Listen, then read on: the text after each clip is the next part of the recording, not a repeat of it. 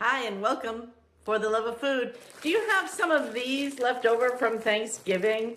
I did. And you know what I started thinking about? I'm not gonna let these go to waste. You know what I'm gonna do? I'm gonna make cranberry orange scones.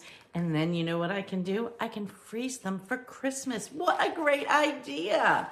All right, so we're gonna make these today.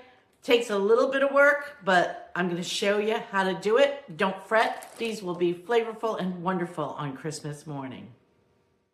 All right, first let me show you what you're gonna need to make these beautiful scones. We're going to start here because we've got flour and baking powder here. The amounts will be posted in the recipe. We have some confectionery sugar and some fresh squeezed juice from an orange, and that is going to be for the glaze. We need orange zest. Now, if you have one large orange, that'd be fine. If not, use two. We have frozen butter. Very important that the butter is frozen if you want your scones to come out right. Vanilla extract. We have heavy cream, sour cream, sugar, and an egg. All right, pretty simple, right? All right, we'll be back to show you how this all comes together. First thing we're going to do is get our oven preheated to 400 degrees. The first thing we're going to do is we're going to whisk together some of our dry ingredients. That would be our flour, our baking powder, and if you were using unsalted butter, also the salt. Next up, we've got to grate that butter into the flour. Now, it would be better if I had a box grater, but we just moved and I somehow got rid of my box grater. I don't know what happened to it, got left behind somewhere. So we're gonna try and use this. If not, we'll whiz it through the food processor real quick. I ended up whizzing it through the food processor and that went so much faster. Next time, that's what we're gonna do. Forget that box grater. Hopefully these come out good.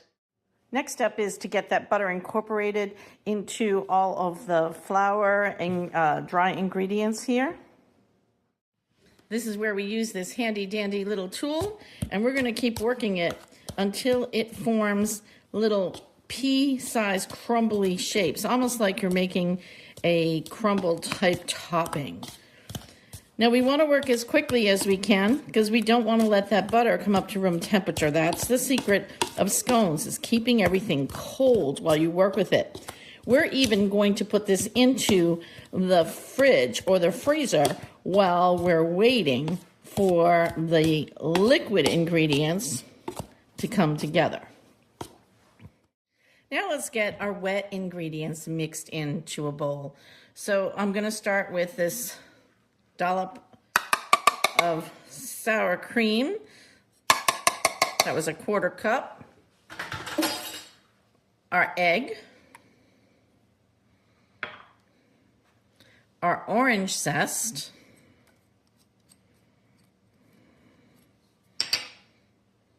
The vanilla. And that heavy cream. We're going to mix these together.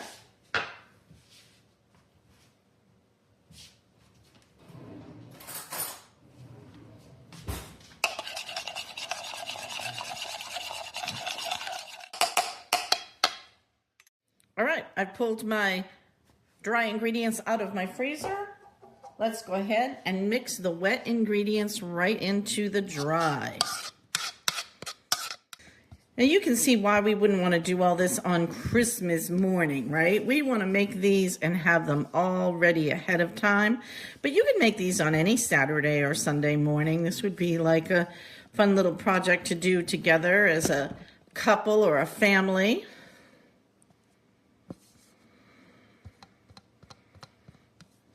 I want to get all that mixture in. A chef friend of mine taught me, don't waste anything. Get as much as you can out of that bowl, especially when baking, because the science is so exact on measurements. So we got as much as we could out of there. And we're just going to mix this together. And this is going to be our dough. Yes, I know we don't have the cranberries in there yet. Don't worry.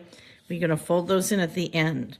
But right now we just want to get this dough mixed together, and then we're going to put it on, turn it out onto a baking mat so that we can form it.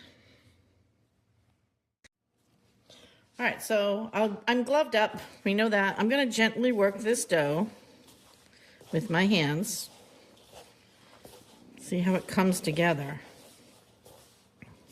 Like I said, if I need to, if I think that it needs another drop of moisture, then I can go ahead and add just a little bit of one of my other ingredients into it. But we're going to see, because it's starting to come together like a dough, isn't it? Scones are not supposed to be liquidy like pancakes. All right, now we have some choices here. We can try and form this into a square and then cut our scones into triangles, which is one of the ways that I like to do it. There's a scone. All right, so I've got my little bit of cream here. And I got my scones. Let's just brush a little bit of that cream on the top.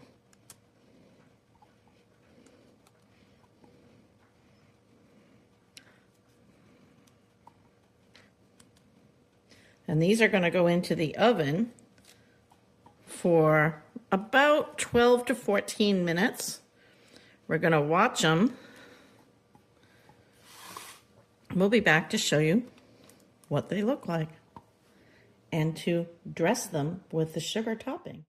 All right, so we pulled our scones out of the oven at 15 minutes, and we pulled them because we looked at the bottom, and the bottoms look perfect. Look at that.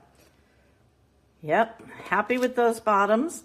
And we took a toothpick and inserted a toothpick right in the middle. I'm gonna pick one that I already did. And everything was dry on the toothpick. All right, so these have to cool for 10 minutes before you can frost them. I'm gonna move them away from the stove and set them up on a little rack to cool. And then in 10 minutes, we can go ahead and mix up our glaze for the top of them.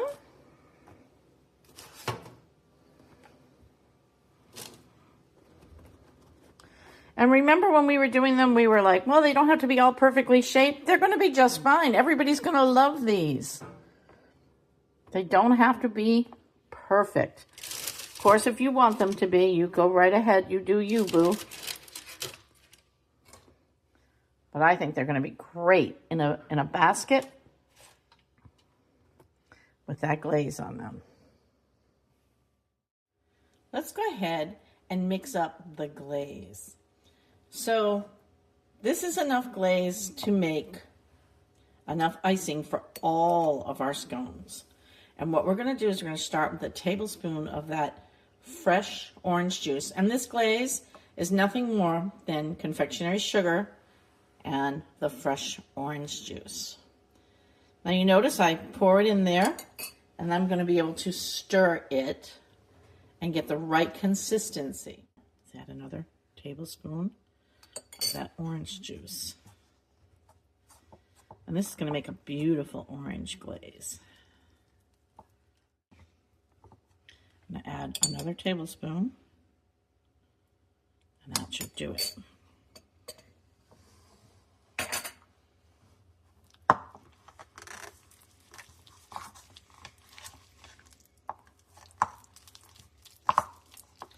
Now remember, I'm going to put some of these away for Christmas morning. So I probably won't use up all my glaze. And if you're going to make these ahead of time and put them away for Christmas morning, you can make your glaze that morning because it was pretty easy. Look at this. I can tell you this smells beautiful. The scones smell beautiful. I always say it. I wish there was something called smell-o-vision.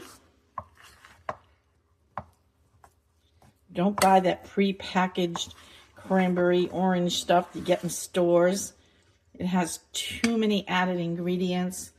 this is just as nice and will be beautiful for Christmas. So I'm going to pick out a couple that I think we'll eat today, maybe a few of the smaller ones. All right, let's go ahead and just get a little bit of this glaze. Spread on the top of these. And again, if you would like it drizzled, you could go ahead and you could drizzle. If you don't like the glaze at all, you don't even have to have any of the glaze. You could just go ahead and eat them plain. I tasted some when they came out of the oven and they were so delicious. If you're trying to cut down on the sugar, that's a great way to do it.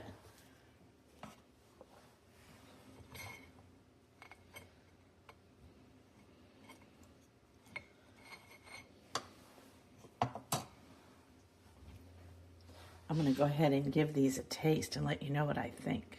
All right, let's give these a taste and see what we think.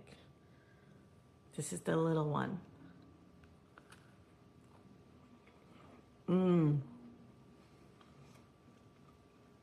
Scones that are tart and sweet are the best. Let me give you a little. It doesn't even need the icing. It's good right on its own. Make these for Christmas morning. Give your family a treat. And here you have our cranberry orange scones for Christmas. Enjoy.